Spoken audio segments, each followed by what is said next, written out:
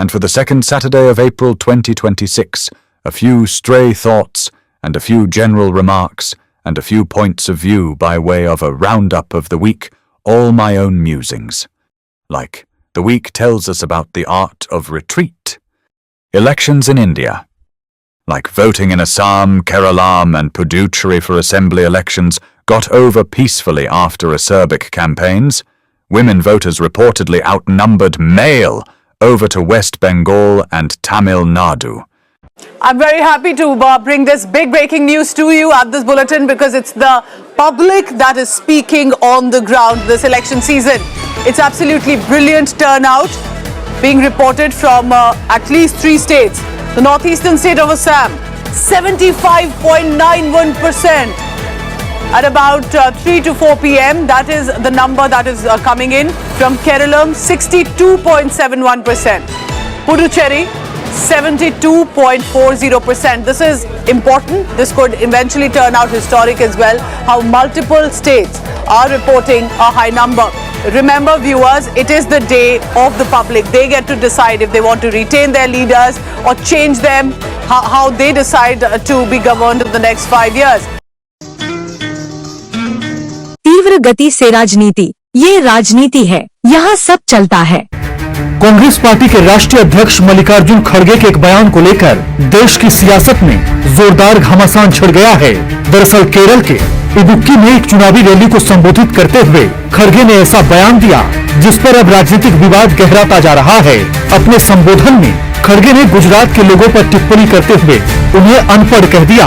खड़गे यही नहीं रुके, उन्होंने प्रधानमंत्री नरेंद्र मोदी और केरल के मुख्यमंत्री पिनराई विजयन पर भी निशाना साधा। उन्होंने कहा कि आप गुजरात और दूसरे अनपढ़ लोगों को गुमराह कर सकते हैं, लेकिन केरल के लोग ज्यादा समझदार और शिक्षित हैं, उन्हें कोई भ्रमित नहीं कर सकता। Don't prescribe the people of Kerala. They are very clever. They are educated.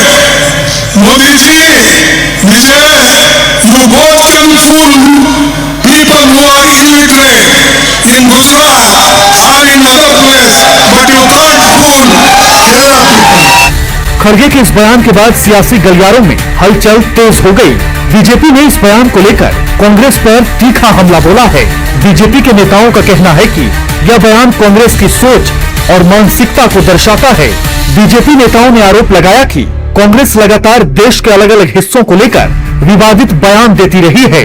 कभी दक्षिण भारत को अलग करने की बात होती है, कभी बिहार के डीएनए पर सवाल उठाए जाते हैं और अब गुजरात के लोगों पर टिप्पणी की जा रही है। Quality of political discourse is going down. Our standards should not be lowered to that of those who use bad language, says Congress MP Shashi Tharoor, responding to a question on Congress President Mallikarjun Kharge's illiterate people of Gujarat remark. No, in general, I have deplored in the past the quality of the political discourse going down. We have even seen now cases filed against the Assam Chief Minister for hate speech. That should not be the direction of our politics. We should, I believe, treat each other with respect. We disagree very strongly on principles and on issues and on policies, but invective should have no place in our politics.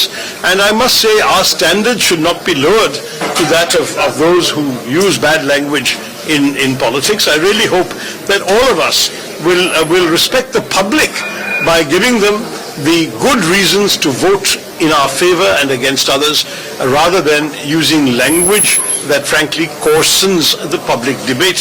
And I say this particularly having seen the fact that there are hate speech cases against some people. तीव्र गति से राजनीति, ये राजनीति है, यहाँ सब चलता है। West Bengal. Both houses of the Indian Parliament have rejected impeachment motions to remove the country's chief election commissioner. The motions were submitted by the opposition parties on the 12th of March and they were officially rejected on Monday. The effort to impeach him was spearheaded by the All India Trinamool Congress. The TMC rallied the other opposition parties, in fact, and managed to gather 130 signatures from Lok Sabha members and 63 signatures from Rajya Sabha members. To be admitted, an impeachment motion, remember, needs 100 MP signatures in the Lok Sabha and 50 signatures in the Rajya Sabha. Once the threshold is met and the impeachment motions are admitted, a 3-member committee is supposed to investigate the matter.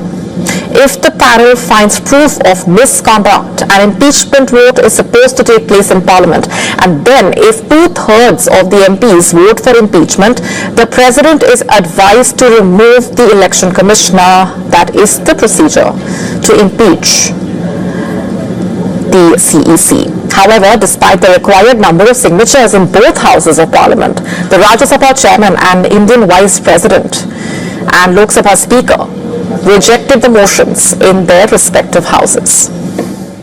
I want to tell you what the election commissioner, chief election commissioner told us within 7 minutes of meeting. Get lost. This is what the chief election commissioner told the Trinamool Congress delegation. Get lost का हिंदी क्या होता है?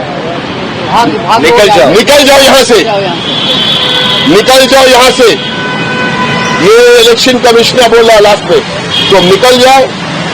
हम लोग निकल आए। We are the second largest opposition party in parliament. Hello, this is Mahua Moitra, Member of Parliament from the All India Trinamool Congress. This is a special message for the CEC, Mr. Ganesh Kumar, and for the Election Commission of India. Mr. Kumar, you want some straight talking? We specialize in straight talking. I'm here to give you some straight talking. Mr. Kumar, you sit at the head of a constitutional body, the Election Commission, which is paid for by taxpayer money. It is not your business to issue open threats in the vilest language possible, the language of a street bully, to the second largest opposition party in India. It is not your job to disenfranchise crores of valid voters who make up the largest democracy in the world. You have done this at the behest of your masters, the BJP, and you believe that you are untouchable. But let me give you some straight talking, Mr. Kumar. We too want special polls this time. We want polls that are free from Delhi's control. We want polls where every valid voter in India is allowed to exercise their franchise for whosoever they wish. We wish for polls where you, the Election Commission, do not use your machinery and the resources, which are actually taxpayer resources, in your hands to misuse the CAPF and misuse all the forces by your specially appointed IPS officers. We wish that you and your CEO in West Bengal do not roam around Bengal with nominees of the BJP and elected representatives of the BJP. We do wish for a free and fair vote, and if you don't give it to us, we will find a way where our voters in Bengal will still show courage, and they will go and they will elect us back. You will be able to do nothing. I am telling you right here, Mr. Kumar, come the 4th of May, here's some straight talking. We, the Trinamool Congress, will be back in the state. Mamata Banerjee will be back as Chief Minister, and you will go back exactly to where you were, a bootlicker of the BJP. Thank you. एक सवाल ये आया था कि क्या कानून व्यवस्था के सुगम न होने पर वोटर्स हेल्पलेसनेस का अनुभव करते हैं क्या? आगे आने वाले चुनावों में the election commission will ensure, an election commission has zero tolerance towards violence by any political person, any person against any of the elector or election staff. The election commission also has zero tolerance towards any kind of intimidation, किसी भी voter को या चुनावी अधिकारी को डराया या धमकाया नहीं जाएगा। और जो भी इस प्रक्रिया में संलिप्त पाया जाएगा उसके खिलाफ सख्त से सख्त कार्रवाई चुनाव आयोग करेगा। इसी क्रम में पिछले चुनावों में जिसने भी इस तरह की काम करने की कोशिश की है उसके खिलाफ केसेस चुनाव आयोग ने रिव्यू किए हैं और काफी केसेस में सजाएं भी हो चुकी हैं और जो बचे हुए केसेस हैं उनको भी फॉलो अप और रिव्यू किया जा रहा है। जहां तक कुछ राजनीतिक नेताओं के बयानों की बात है, चुनाव आयोग हर राजनीतिक स्टेटमेंट का जवाब नहीं देता। चुनाव आयोग संविधान से चलता है, कानून से चलता है और राजनीतिक बयानबाजी से बचता है। ECI's straight talk to Trinamool Congress. This time, the elections in West Bengal would surely be fear-free, violence-free, intimidation-free, inducement-free, and without any chapa, booth jamming, and source jamming, said Election Commission of India. After Modi is compromised statement, now Rahul Gandhi says ECI is compromised. Election commission को हमें electronic voters list 10 साल 15 साल की and CCTV footage पकड़ा देना चाहिए। I am demanding it right now and I am saying, I am the opposition leader and I am saying if they do not give it, they are colluding with the BJP. I've said it again and again and again. Why they are not giving it? Aware that Mr. Narendra Modi is a compromised Prime Minister.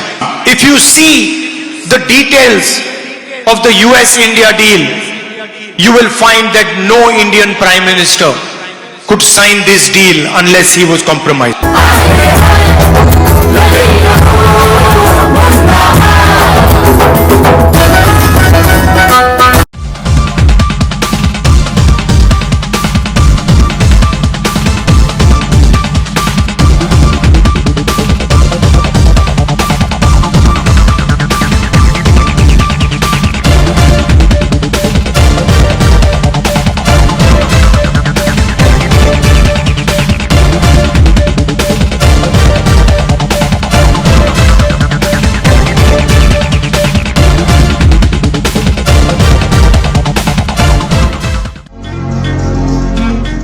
Like, Owaisi's AIMIM has broken away from Humayun Kabir's party in WB after a video showing Lata's deal with BJP became viral. Not surprising. पश्चिम बंगाल की राजनीति में इस वक्त बड़ा भूचाल आया है। एक कथित वायरल वीडियो ने सियासी समीकरण पूरी तरह बदल दिए हैं। इसी विवाद के बीच AIMIM ने बड़ा फैसला लेते हुए हुमायूं कबीर की पार्टी JUP से अपना गठबंधन तोड़ दिया है। अब AIMIM ने साफ कर दिया है कि वो बंगाल में अकेले चुनाव लड़ेगी। TMC posted a sting operation video which it claimed was explosive that fully exposed BJP. In the video, Humayun Kabir openly admits that BJP paid him 1,000 crore to mislead the minority community and claims that senior BJP leaders like Himanta Biswa Sarma, Mohan Yadav and even the PMO were involved in this conspiracy. आज का दिन में जो मैं मुद्दा उठाया ना बाबरी मस्जिद का, वो होगा नहीं होगा बाद में सोचिए। आज के दिन में ये सारा इंडिया का मुसलमान लोग मेरा साथ दे रहा है। मतलब सिर्फ मुर्शिदाबाद का मुस्लिम लोगों का सपोर्ट मिल रहा है या पूरा राज्य से? पूरा स्टेट का मिल रहा है ना? पूरा स्टेट का मुसलमान का सपोर्ट मिल रहा है। देखिए ना, 6 दिसंबर फ्राइडे था, वो फ्राइडे में नहीं लिंक रखा गया। SIR, Supreme Court, Election Commission, PMO. All-out attack on every authority claiming conspiracy against Bengal. Bengal Manifestos. Bengal Manifestos. Political manifestos are generally not legally binding, meaning voters cannot sue a party in court for failing to deliver on promises. They function as political documents outlining a party's intended agenda and principles. While there are calls to make them legally enforceable to increase trust and accountability, practical, legal and political challenges make this difficult, such as coalition governments needing to negotiate conflicting pledges.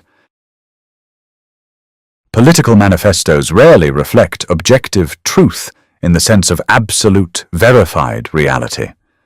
Instead, they function as public declarations of intent, policy platforms, and strategic marketing tools designed to win votes, often blending realistic proposals with aspirational rhetoric and electoral promises.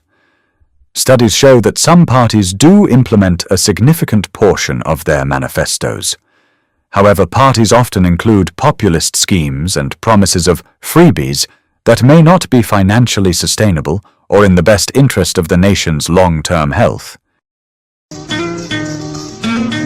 The power of the powers.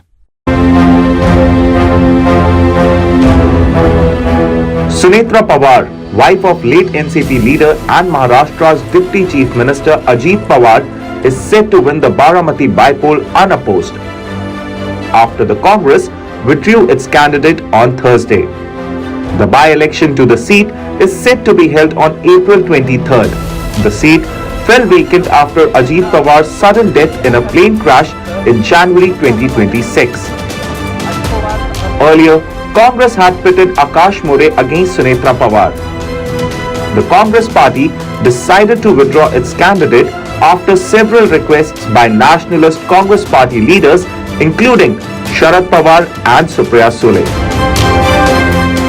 Supriya Sule, who is also Ajit Pawar's cousin, urged the Congress to consider withdrawing its candidate from the seat, saying that an unopposed election in Baramati will serve as a dignified tribute to Ajit Pawar's political legacy.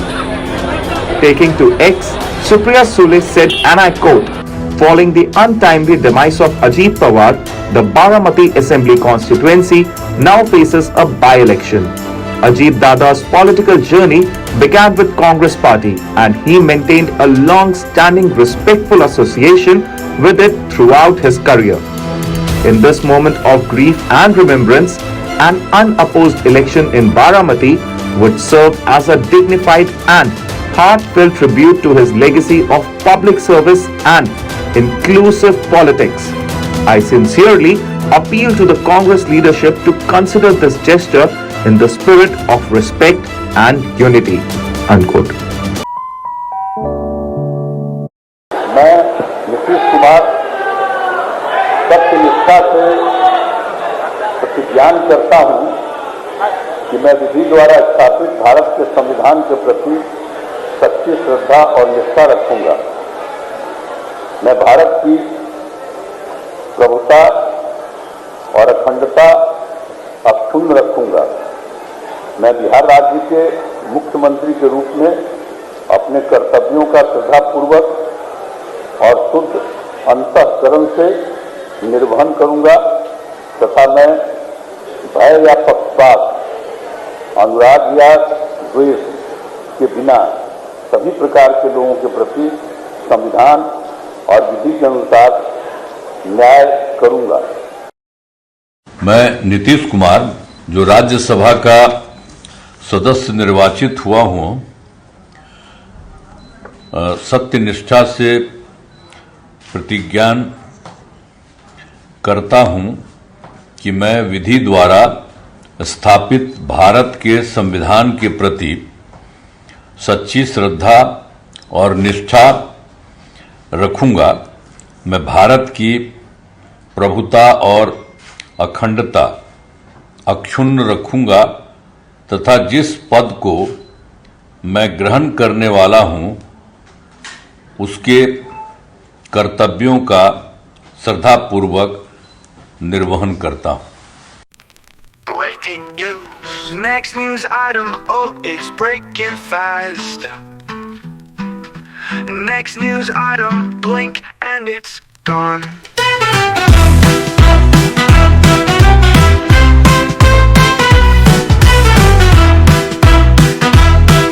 घायल राघव चड़ास घातक response to आप धुरंधर style चड्डा counters आप charges Raghav Chadda called his removal by the Aam Aadmi Party as the party's deputy leader in the Rajya Sabha scripted and coordinated attack.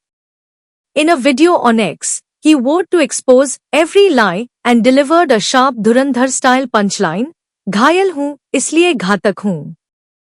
He said AAP's 3 allegations were used to bar him from speaking in parliament and gave a point-by-point rebuttal to each accusation. What Chadda said.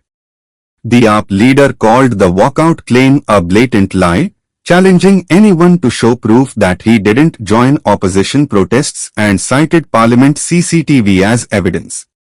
He denied refusing to sign the impeachment motion against C.C. Gyanesh Kumar, saying no request was made and others in the party also didn't sign.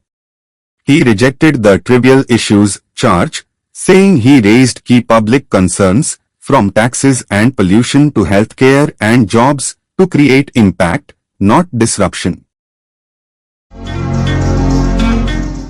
Tharoor convoy ambushed in Kerala, gunman, driver attacked, MP says all well.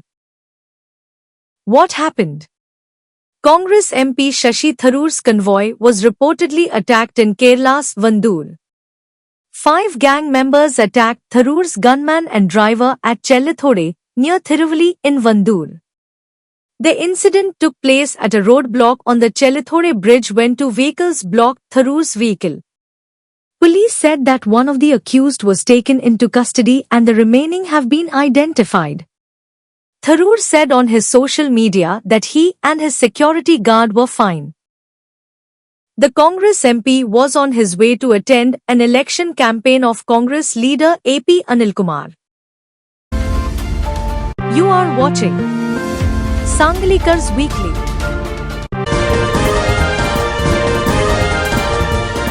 Like courts, as usual, are in the news. Delhi High Court ordered FIR to be registered against journalist Rana Ayub.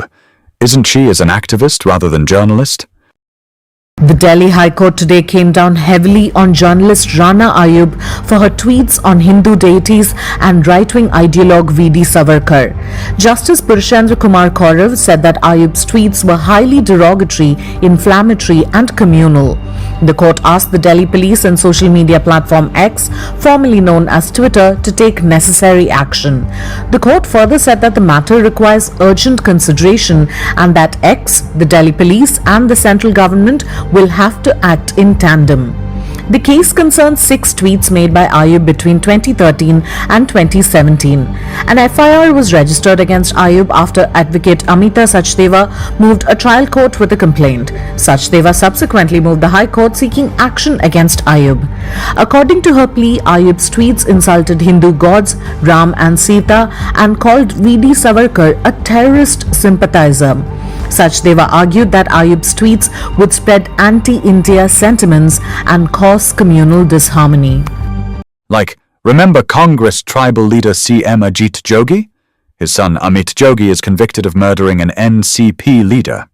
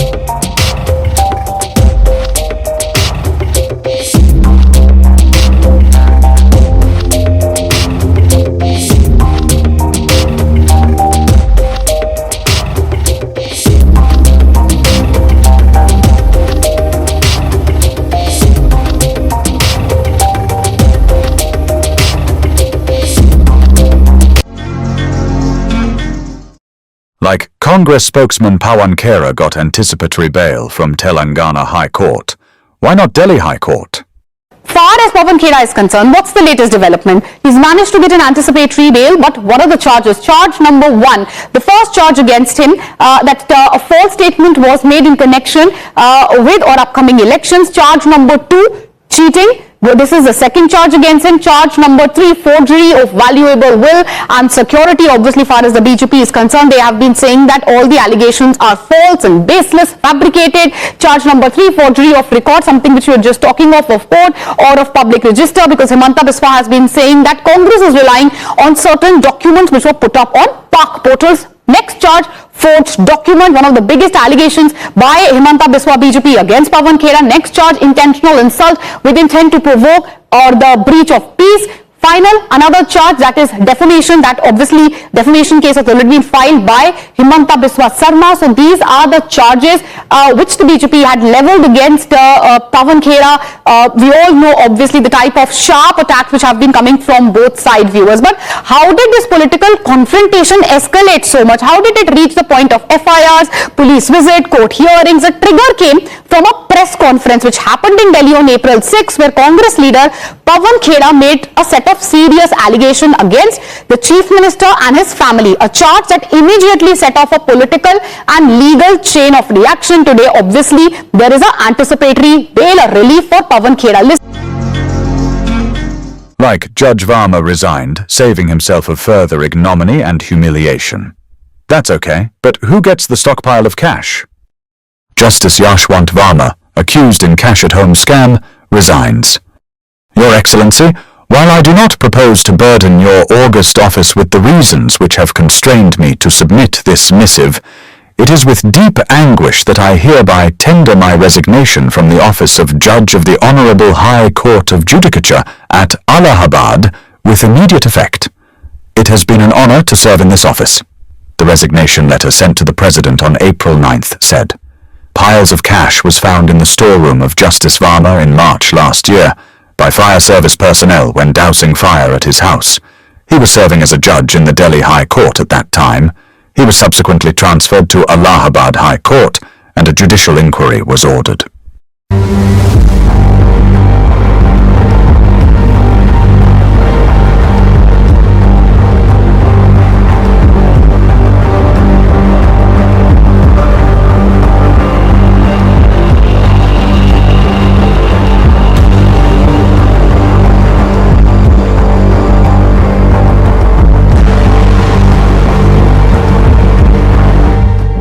मुझे सुबह सुबह phone आया करीब मैं सोचता हूँ 12 कितना मतलब 1:30 के आसपास TV 9 से। मैं आपको ईमानदारी से बताऊं, मुझे इतनी खुशी महसूस हुई कि आज एक आम जनता जो सड़क पे एक लाई चना खाते हुए यहां मुकदमा लड़ती है, उसके भरोसे की जीत है, ये उसके भरोसे की जीत है। लेकिन बहुत डिलेड है, बहुत देर में हुआ ये, और ये देर में हुआ इसके पीछे हमारा जो सिस्टम है, जुडिशियल सिस्टम का जो एडमिनिस्ट्रेशन है, वो बड़ा वो जिम्मेदार है इसके लिए। बहुत सारी कमियां हैं, संविधान इतना टाइट है कि इम्पीचमेंट हो नहीं पाता, प्रोटेक्शन इतने ज्यादा हैं कि आम, जबकि सच्चाई यह है कि प्रोटेक्शन इस तरह की चीजों में नहीं होना चाहिए। प्रोटेक्शन तो इसलिए होना चाहिए कि न्याय जो है वो निर्भय होकर वो दे सकें, लेकिन प्रोटेक्शन इस तरह की चीजों में मिला उन्हें पहले ही रिजाइन कर देना चाहिए था। तो कैसे इसको देख रहे हैं सर? मेरे हिसाब से अभी लड़ाई जारी है, FIR होनी चाहिए। अभी तक FIR नहीं हुई, होनी चाहिए, तुरंत होनी चाहिए, इमीडिएटली होनी चाहिए, और इन्वेस्टिगेशन होना चाहिए किसी अच्छी एजेंसी से, और इसका लॉजिकल कंक्लूजन निकलना चाहिए। देखिए, साबित हो जाए गुनाह तो सजा दी जाती है। अब एक सवाल मुझसे लोग अक्सर पूछा करते हैं कि अभी गुनाह साबित नहीं हुआ। जज के पद पर गुनाह साबित होने की जरूरत ही नहीं है, शंका ही काफी है। सीजर्स वाइफ, शंका हो गया, जज पद से आप हट जाइए। आप सही हो या गलत है ये बाद में तय होगा, लेकिन शंका हो गई, अब आप नहीं रह सकते। उनको साबित करने की जरूरत नहीं है कि वो कल्पित थे या नहीं थे, साबित अब करना पड़ेगा सजा देने के लिए। अगर वो पाया वाकई में जिम्मेदार है तो he should be prosecuted and should be sent behind the bar.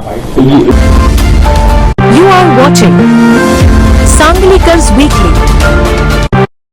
High Court holds cops guilty. In 2 cases of custodial deaths, Madras and Bombay High Courts held 9 cops guilty of murder in both cases. Fantastic. Sattankulam custodial deaths. The chilling account of police head constable Revati, who spoke out against her colleagues. Now, what is courage? Sometimes it's speaking the truth against your own system. In 2020, P. Jayaraj and his son Benix died after brutal custodial torture at the Santakulam police station in Tamil Nadu over alleged lockdown violations. Head Constable Revati, a lower-ranking police official, chose to speak out. She testified against fellow policemen, putting her own safety and job at risk. Her testimony became crucial. In 2026, 9 policemen were sentenced to death in this case. This case exposes custodial violence and reminds us that sometimes the fence itself eats the crops. According to the parliamentary data, 11,656 custodial deaths were recorded between 2016-17 and 2021-22 across India. Uttar Pradesh topped the list with 2,630 custodial deaths, while Tamil Nadu with 490 recorded the highest among the southern states. Such acts violate Article 20, 21 and 22. Justice doesn't always come easy, but sometimes one voice makes it possible. In her place, would you have spoken the truth? The nuclear stunner India pulled off. US, France invested billions but failed. India's Kalpakkam PFBR reactor achieves criticality. US and France spent billions but lag behind India. Fast breeder reactor marks major technology breakthrough. Boosts India's self-reliance in nuclear energy. India's own indigenous atomic energy or nuclear energy program achieved yet another big milestone. India's own prototype fast breeder reactor at Kalpakkam has achieved its first criticality. First criticality means there is now a sustained nuclear fission reaction happening inside the reactor of the prototype fast breeder reactor. The prototype fast breeder reactor is a very special atomic reactor which uses fast neutrons. It actually breeds more fuel than it consumes. That is why it is called a breeder reactor. India has a 3-stage nuclear program. The first stage was to use pressurized heavy water reactors. The second stage is to using fast breeder reactors, and the third stage is using thorium, for which India has abundant resources. The prototype fast breeder reactor has been in the making for over 20 years. The only other functional fast breeder reactor in the world is in Russia. The Americans tried it, the French tried it and gave it up. India is very energy hungry and definitely needs the fast breeder technology to sustain its ever-growing appetite of low-carbon electricity generation using atomic energy.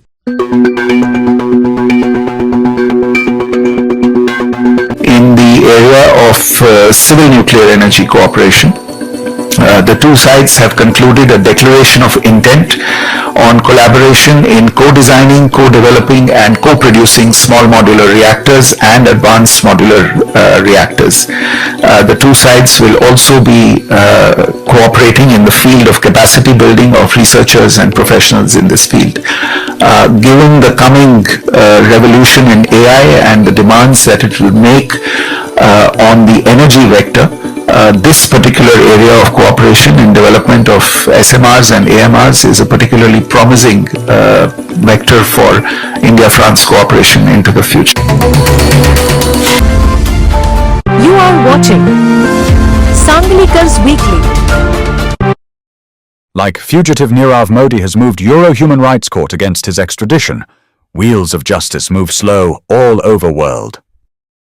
Nirav Modi seems to have moved the UK High Court to reconsider its decision when it comes to his extradition to India.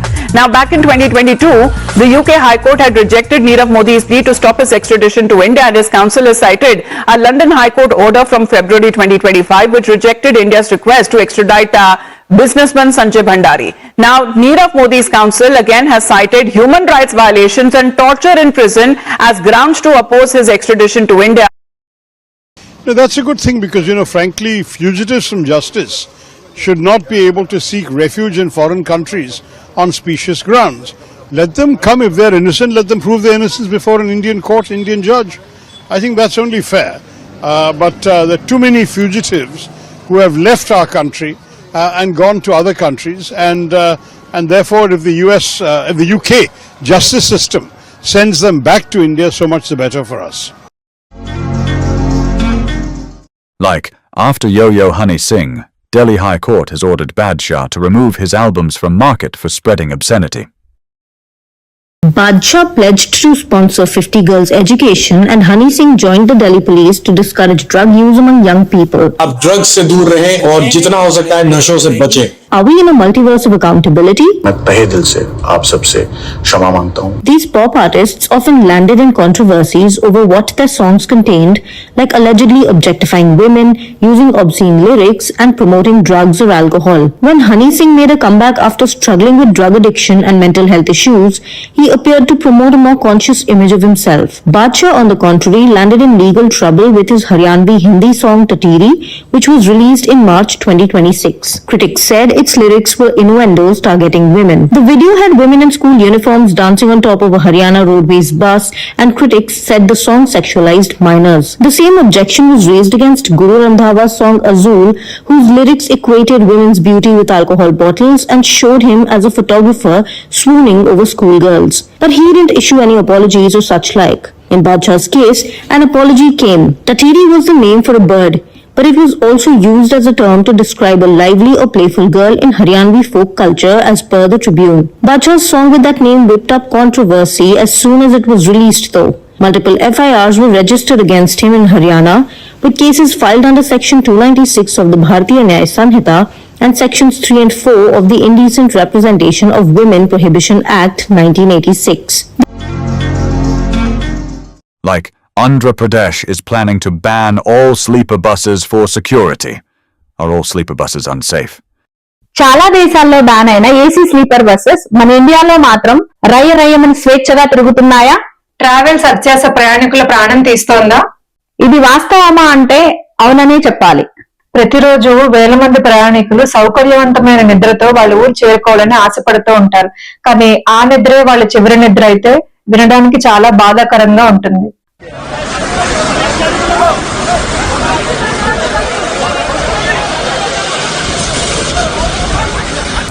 उसके आधार पर भी कुछ निर्णय किए हैं।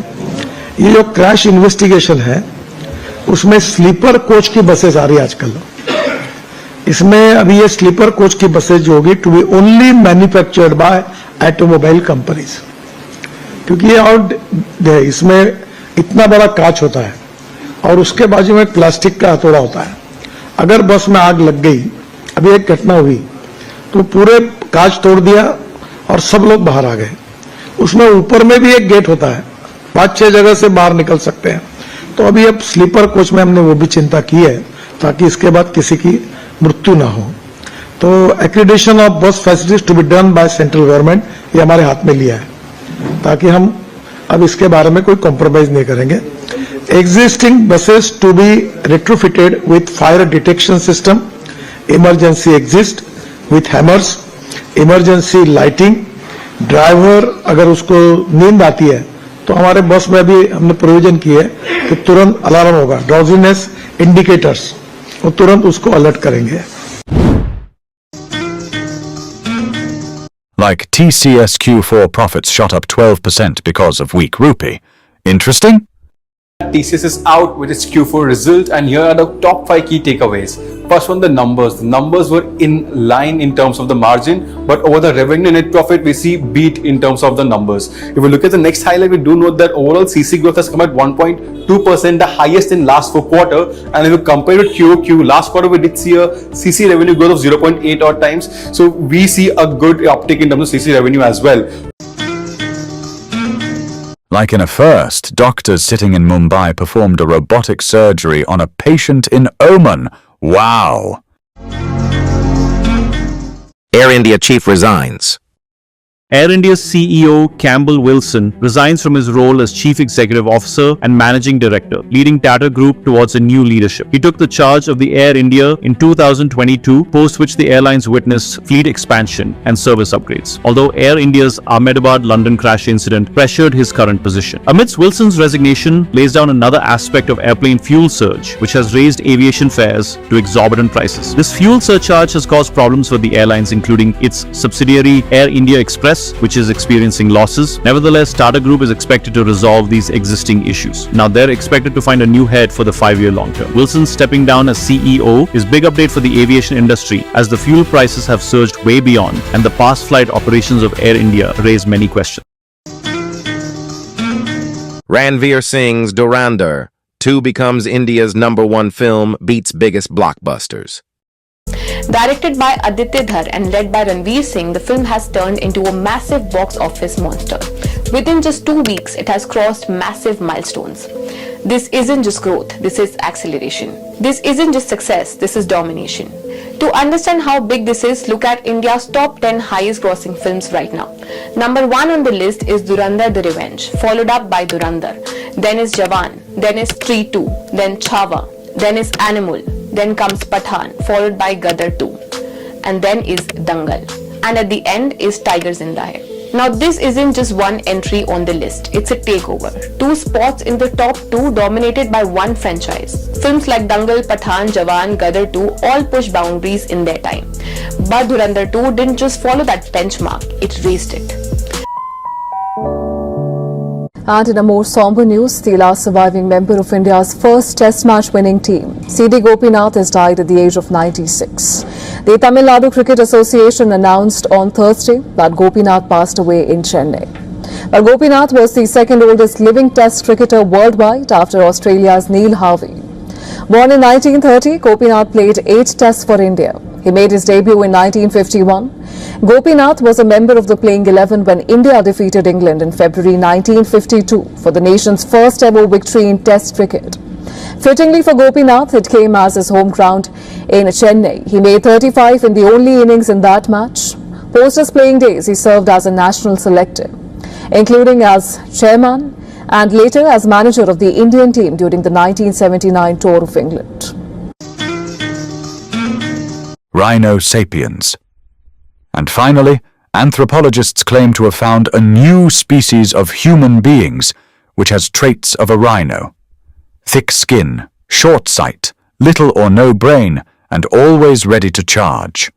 I don't think the species is extinct. Lazy Bee, 11th April 2026. Part 2 follows.